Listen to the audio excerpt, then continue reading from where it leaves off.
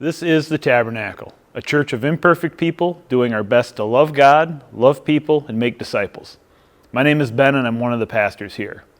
This will be week 4 of our Rattle series.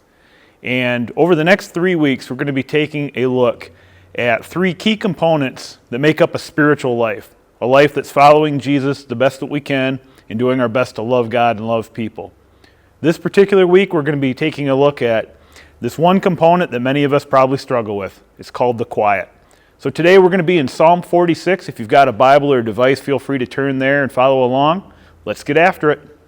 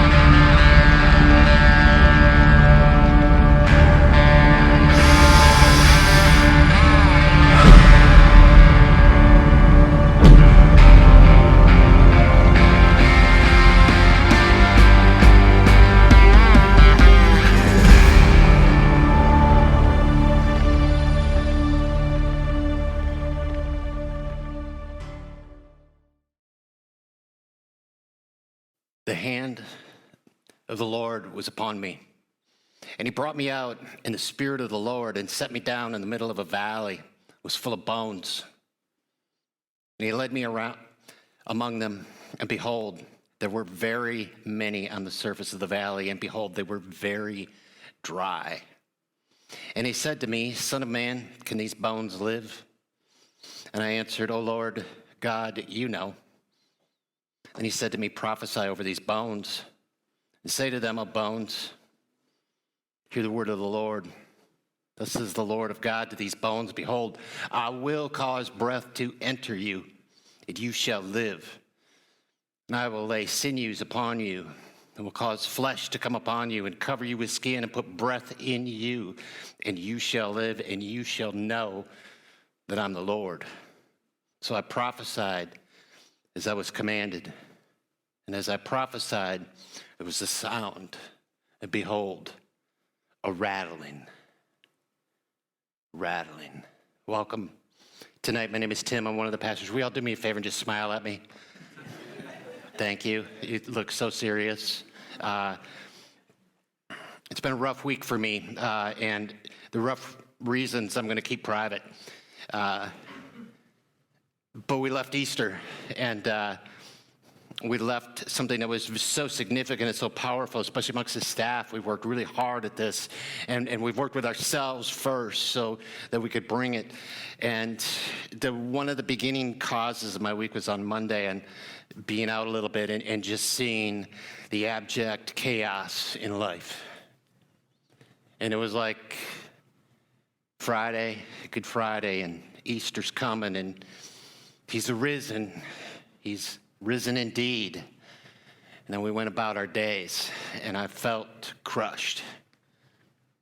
And I took that personally, and I shouldn't, because I had a spiritual awakening, and I've been listening to God, and I've been talking to God, and I've been praying to God, and I've been asking for direction and clarity, and what do I do in my life? You've given me a platform, a ministry. What do you want me to say? And it just so happens that this Rattle series, today's message is entitled, The Quiet. The Quiet. The Quiet. And that's something I excel in most of the time. I excel in the quiet.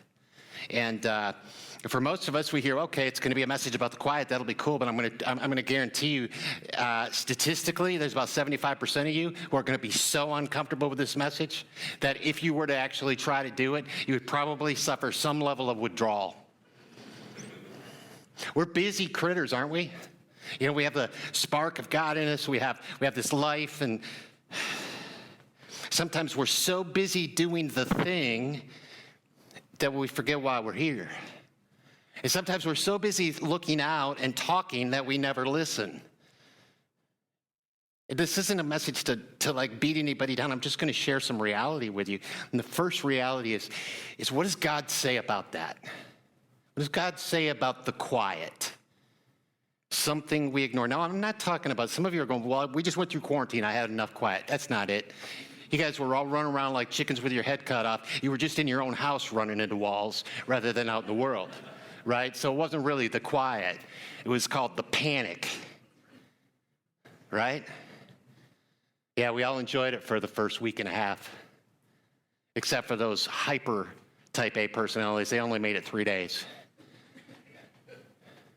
So what does God say? Well, in Psalms, he says this in Psalm 46. I just want you to chill, and it's going to be on the screen. You can read.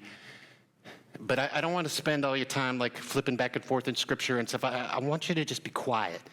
God has a word for you today, and it isn't one to memorize. It isn't. It's one to begin to internalize. Total difference. It's one to start to take grasp of and say, I want this to be part of my life because God says it's necessary. That's why. Psalm 46 says this: God is our refuge and strength, a very present help in trouble. Therefore, we will not fear. We will not fear, though the gates of the earth gives way, though the mountains be moved into the heart of the sea, though its waters roar and foam, though the mountains tremble at its swelling. There is a river whose stream makes glad the city of God, the holy habitation of the Most High. God is in the midst of her. She shall not be moved. God will help her when morning dawns. The nations, y'all are political, I know. I hear you. Listen. The nations rage, the kingdoms totter, his voice utters, the earth melts. The Lord is host with us. The God of Jacob is our fortress. Come, behold the works of the Lord, how he has brought desolation on earth. He makes wars cease to the end of the earth. He breaks the bow and shatters the spear. He burns the chariots with fire. Be still, and know that I am God. I will be exalted among the nations. I will be exalted in the earth. The Lord of hosts is with us. The God of Jacob is our fortress. The end. So there's a couple of phrases in there that you hear a lot in the Christian ghetto. And the one is, verse 1, God is our refuge and strength, a very present help in trouble. And we look to that when utter chaos hits. But the rest of the time, I think that's something we struggle with. But verse 10, be still. How many of you ever raised a child that had a moment of ADD? Every one of you that has had kids. Be still, child. Be still. Be quiet. Rest. Be still and know that I am God. Have you ever wondered who God is? Have you ever wondered what place he plays in your life? And yeah, we have theology and scripture, but a lot of times we forget all of that, and we'll be driving along and it'll just be a moment and it'll be like, who is this God? Who's God? I wish he would make himself more clear to me. I wish there would be a path, something I could do. God promises us that he will make himself known, and one of the ways he will make himself known is if you, we be still. Be still. Do you know that God created the earth? You know, the song we just sang, Every Breath. God breathed life into humankind. That moment, and God worked for 6 days, and on the seventh day he rested.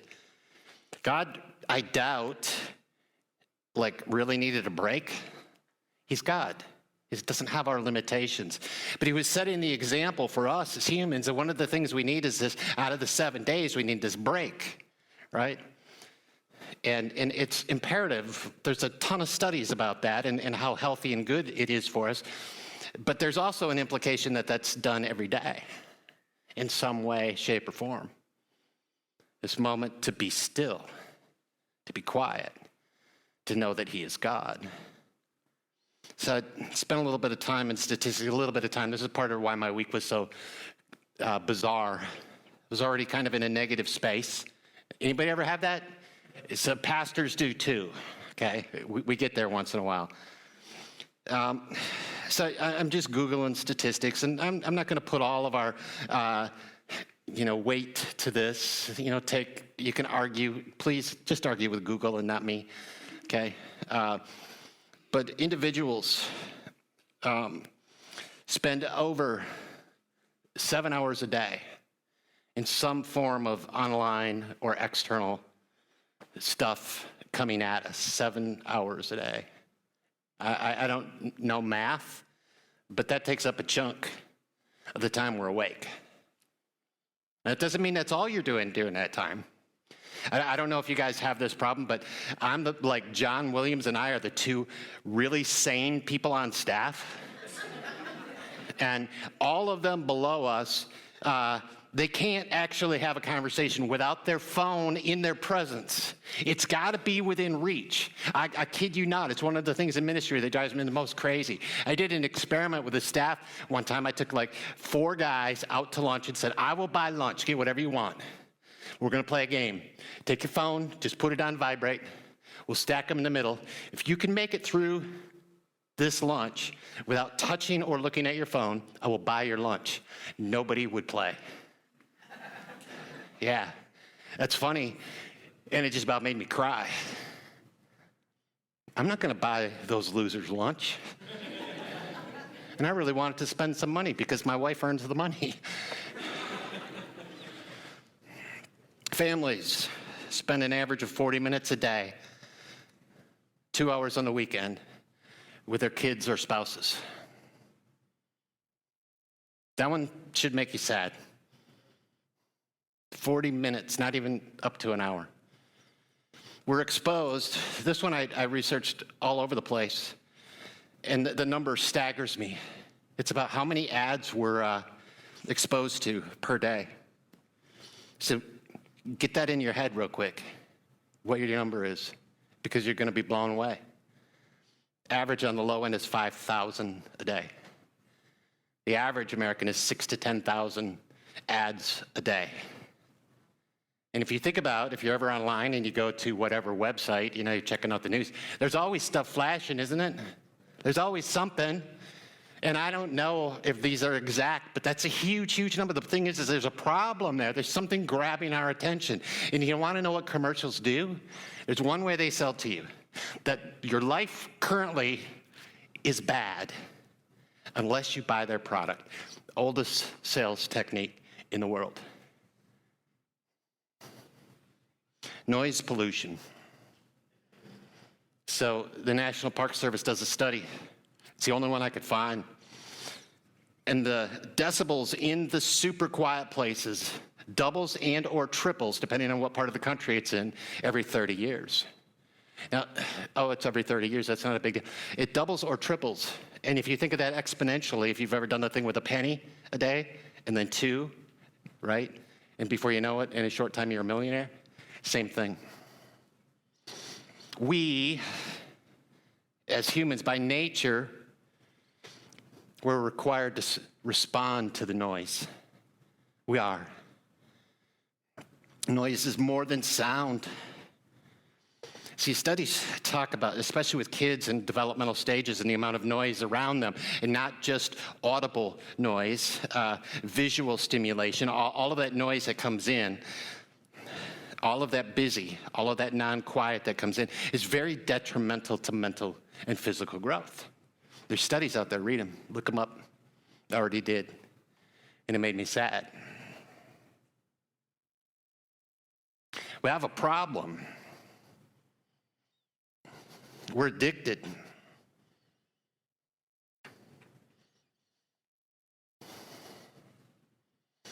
You know, when I was a kid growing up in the 60s, I can remember being in church, and when I went to church, everybody wore, I mean, if you were little like I was, you got to just wear a button-up shirt and a tie. But once you became somewhat adultish as a guy, you always had to wear a suit. And there were 3 colors that were acceptable as suits. Some unbelievably ugly color of brown, black, or some form of gray. Those were it. Because everybody knows the other colors are of the devil, right? And someone would walk in with a different color suit. And I remember some of the old ladies saying this, that's really a loud suit. You get the picture? It's not just noise. It isn't. It's activity. It's colors. It's all of the things that distract us. We become physically addicted to the frantic pace. I'm not going to argue with you. I actually believe this wholeheartedly. I've watched people addicted to busy, so much so that I do believe that if they were asked to be quiet for 45 minutes or more, that they would go into withdrawal symptoms and they would not be able to do it without intervention. That's the sign of addicted. Have you ever been with people like that? Yeah, I love it. Somebody does. Yeah, we all have. Maybe you're one of those people. I used to be, and now I want it to go away. So what does Jesus teach us? Well, he doesn't say a lot about it, but he teaches by action. In Matthew, a couple of different places, it says, rising very early in the morning while it was still dark, he departed and went out to a desolate place, and there he prayed. Desolate means quiet, a peaceful place. Now, Jesus was the guy who got up early in the morning. It doesn't have to be that, and we'll get to that in a little bit. But he sought that, and it says often. In another place, it says Jesus went to lonely places to pray. And when Jesus is teaching verbally, in Matthew 6, he says, pray in secret. Do not heap up empty phrases, many words. Your Father knows what you need before you ask. In Exodus, in the Old Testament, Moses was near the presence of God. I don't know if you know the story or not, but he's going to go up and he wants to see God. And he's heading up the mountain and he's going to get the 10 Commandments and bring them back. And we all have our movie moments of those that we're picturing in our head right now. And that's okay. But when Moses is up and God protects him and puts his hand over Moses, because if Moses were to actually see the face of God, any of us in our present state, we would die. That's just the fact. He's too holy for that. And he came back, and from that time on, Moses didn't know when he came down that he was glowing because of the presence of God. And we've been reading this a little bit out of Ezekiel to begin these. And behold, there was a rattle. Have you ever thought about how Ezekiel ended up in that moment? Ezekiel's prophet, he's seeking God. You can read all about him. And I'm not going to tell you anything except there was a moment, a while, where he was quiet. He's just quiet.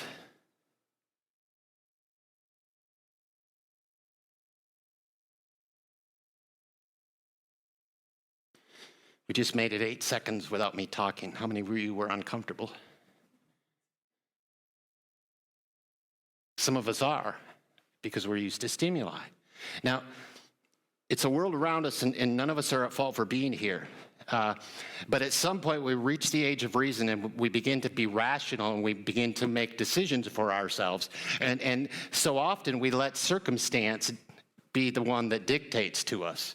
I know many parents of younger kids, and their life is dictated by their kids. And do you know how absolutely backwards that is? It really is, scripturally, health-wise, all of the stuff. But we qualify it by saying it's good, it's just for this amount of time. I raised 4 kids, it doesn't end. It doesn't.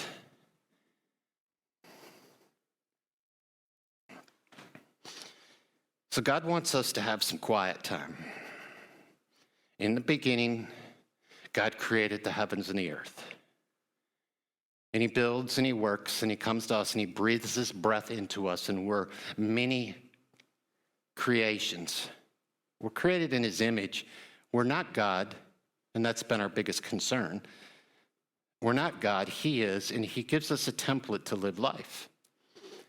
So the 7th day is the beginning of understanding, in my mind, what the quiet is about. So it's a day that's set aside, and we get these weird thoughts in our head that it has to be Sunday. Get over that. We live in a different world. A lot of us work on Sundays. Our job demands it. But what he's saying is that there needs to be a day that you set aside, and it isn't a day like when I was growing up. This is how the Sabbath was observed. Get up early, get cleaned up. And my mom would go, no, you're not cleaned up enough, go back. And then come out, and then I'd have the button-up shirt, and I'd have it buttoned wrong, so she'd fix it. And by now, she's aggravated with me. And I couldn't find one of my shoes. And then I'd find the shoe, and then we'd rush off and get to church. And we were late, but in my family, late meant that we were 20 minutes early. So then I had to sit still, and then a bunch of people sang off key and read liturgy that I didn't understand. And then, we get to the exciting point when my dad would preach, and I was always like, yeah, I understand this guy. And then that would be over, and of course the choir would have to sing 3 more times, and it's beautiful outside, and I just want to be away. And then we'd get home, and then it was change out of those clothes immediately, but put on something better than you normally wear, which I did. And then we had a big dinner. Naps weren't allowed, but you couldn't play outside either. It was a day of torture. That's not what God intends. What he intends is it to be a day where you can connect with him. You may still want to do things. Maybe you golf. I'm not saying that's bad, unless you can't handle it when you shank it into the woods. Maybe it's mowing the lawn, which is great. Maybe it's sitting there quietly and reading a book. There's no wrong way to do it, but it's a day that's set aside where you're doing things differently than you normally do. It isn't the day to go, well, I can catch up on all my chores, and I can. So it's this day that we actually set things aside. And we'll have these things that will draw and nag at us that we should be doing these things. And I don't get to make the decision whether that's good or bad, but I'm going to tell you the question to ask yourself. As soon as that happens, as soon as that nagging part comes in and said, you should be doing this, I want you to say, why? Why? And usually, you don't have a valid argument. God desires us because that's how the human body is built. Okay, so now we're at this other portion, and it's this quiet time that's set aside. Maybe it's daily. Maybe that's too regimented. Maybe it's twice a week. Maybe it's something. I don't get to make that decision, but it's a definitive time that you set aside that there's a quiet. There's a quiet. Some of us don't talk all that much, and you're not going to struggle with this. Some of us can't shut up. We can't. The quiet makes us uncomfortable. And the reason that happens is because your mind is very active, and if you're not talking, your mind will attack yourself. It says, be still and know that I am God. He's going to beat that battle for you too. Be still and know that I am God. I'm going to tell you, if you went mute right now, you've already said enough words to God. Jesus says when you go to pray, the Father already knows what your needs are. So the rattling part of this is, what if you needed to change something in your life? What if it's busy, busy, busy? By show of hands, and I just want you to be honest with this. How many of you, like that attend services somewhat regularly or been to a lot, at some point or another, you've gotten distracted. Usually it's because like I'm preaching and it's boring, right? Or you don't understand what I'm saying. And you just kind of glance and check your phone. How many? I have. When Johnny V preaches, holy cow, I'm using data. No, just kidding. I'm making that okay. So the rest of you are holy, or are you liars? You don't lie in God's church. Have you ever sat there and done that? What happens to your brain the moment you do that? You're gone. You're lost.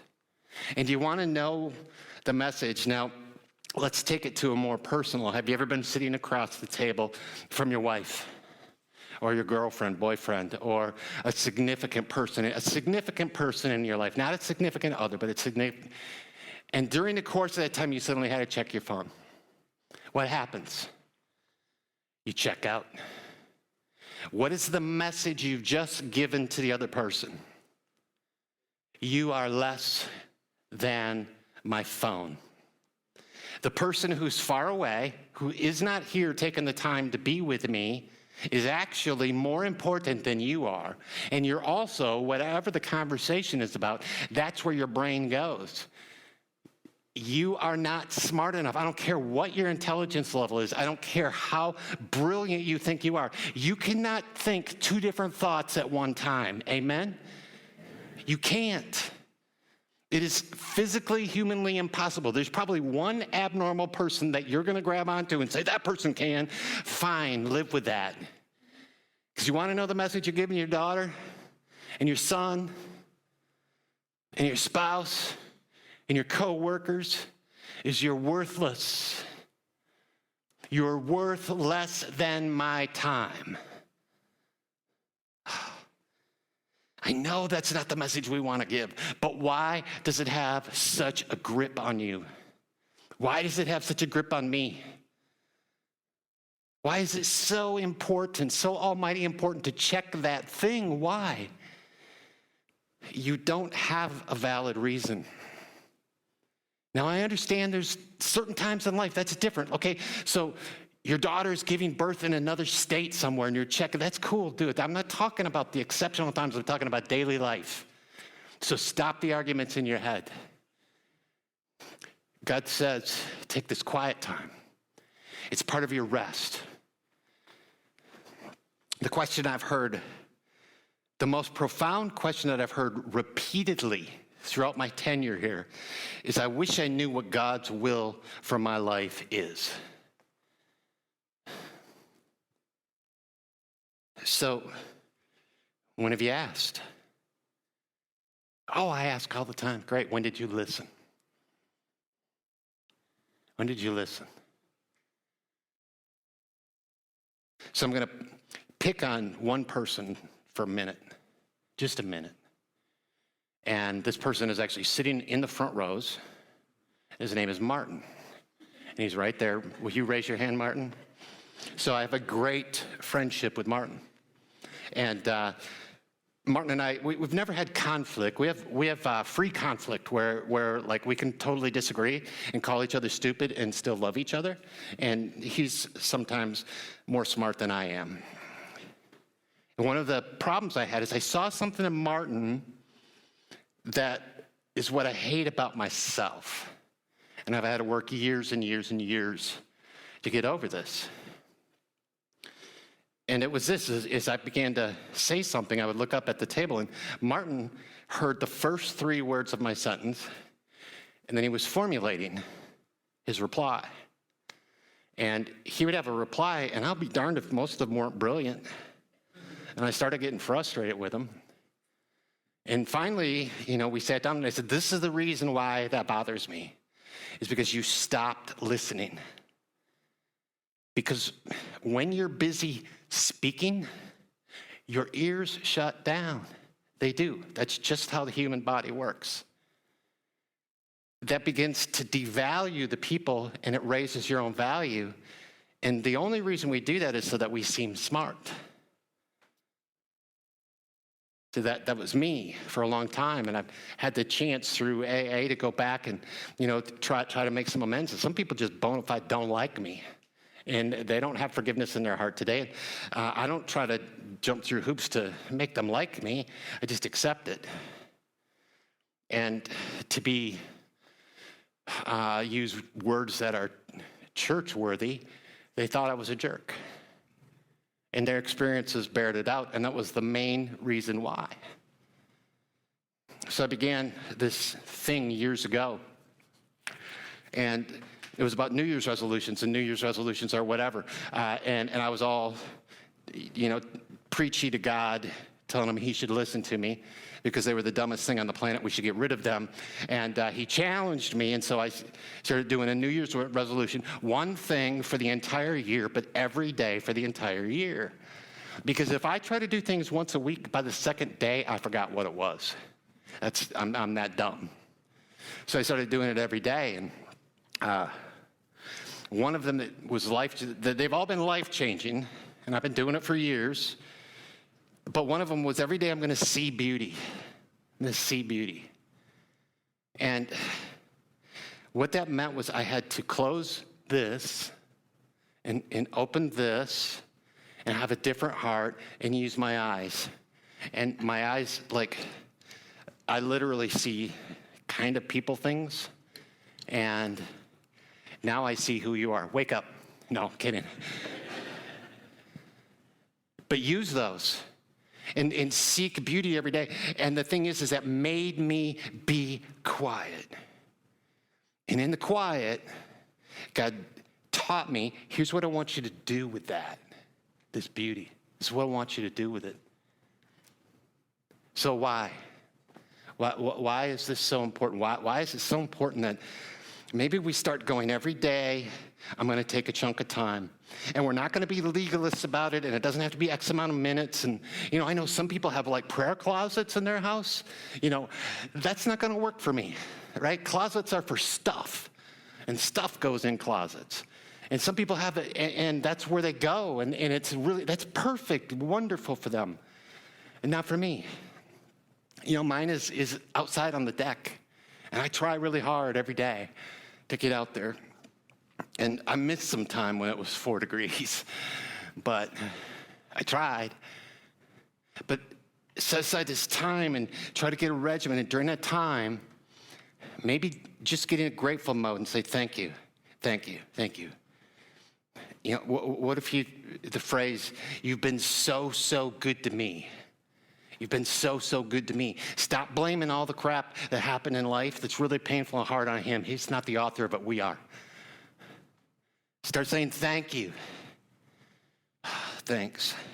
And you don't even have to list things off. You can if you want. Like I said, there's no right or wrong way to do this. But in that quiet, say that thing and then just be at peace. Just rest. And if the thoughts start flooding your mind, what about my mortgage? What about this? No, it's like, God, take that away. I need this time. So I started trying to figure out, okay, well, I'm sitting here, now I'm getting anxious. What do I look at? I started looking at trees. I've got about 8,000 trees on my property. I don't know, maybe less.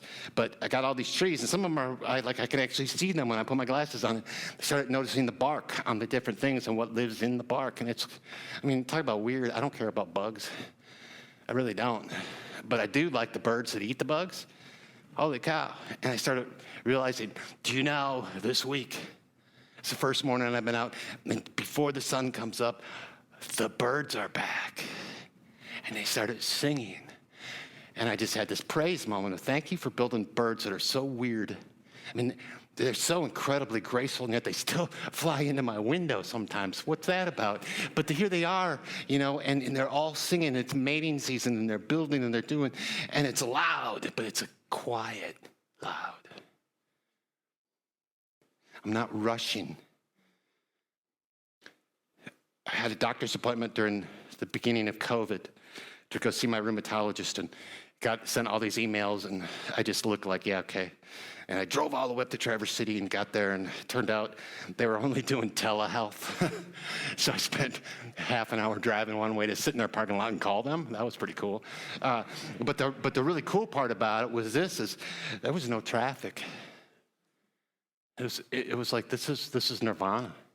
Everybody's home afraid, which is good, because that means I get the road to myself. And you know, Traverse City is actually beautiful. It is filled with a bunch of knuckleheads that don't know how to drive. But during COVID, I saw the beauty of that part of the world. I loved it.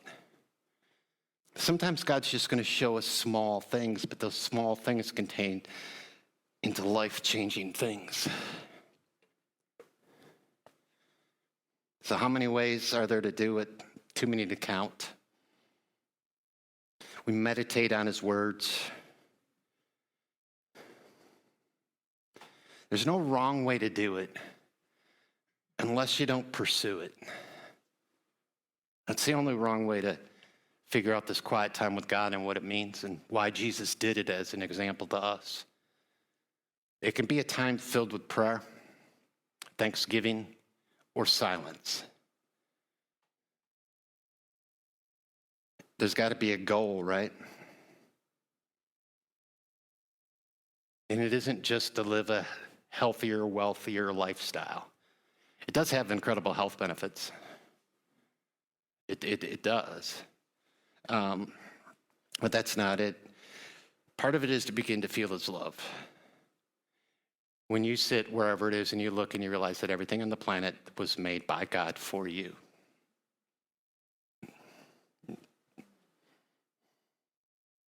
You're going to do it wrong sometimes. Sometimes we want to shout and give a gift. And today, my son Mark and my grandson Leo came over to visit, and they stopped at Culver's, which, I don't know if you know, makes some of the best burgers in the world, and brought burgers. And Leo's in, and I could hear Grandma say, hey, do you want to bring a cheeseburger to Dad? Or Grandpa, and I'm in the office, and I hear these footprints just sprinting across because he's so excited. And he starts to say, people, I have, and then he tripped and actually rolled and fell.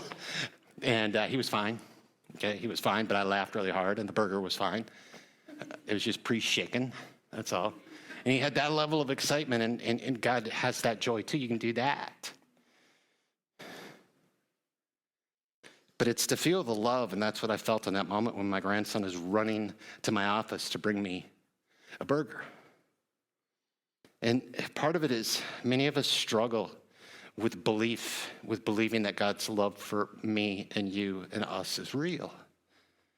That's the goal of the quiet. Then there's more.